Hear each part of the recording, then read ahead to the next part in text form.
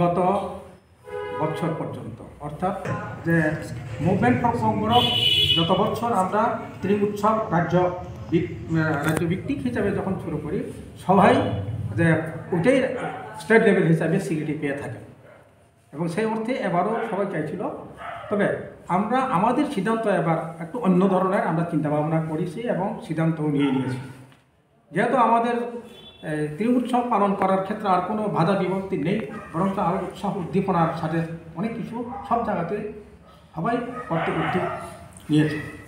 সুতরাং আমরা চাই এবার আমাদের নববর্ষ দিনটাকে অর্থাৎ ইংরেজি ডিসেম্বরের 22 তারিখ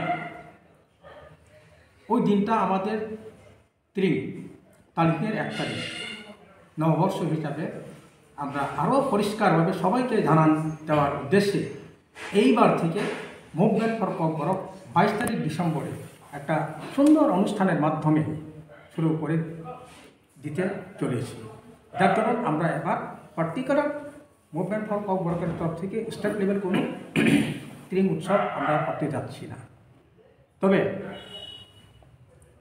যারা যারা এখন আমাদের সাথে যোগাযোগ রেখেছেন এবং বড় ছোটো মাঝারি করতে যারা উদ্যোগ নিয়েছেন, সেখানে আমরা আমাদের এমএফকের তরফ থেকে যারা এক্সপার্ট রিসোর্স পার্সন হিসাবে তারা যখন চাইছে আমরা যত সম্ভব আমরা আমাদের মেম্বারদেরকে পাঠানোর জন্য সিদ্ধান্তও নিয়েছি।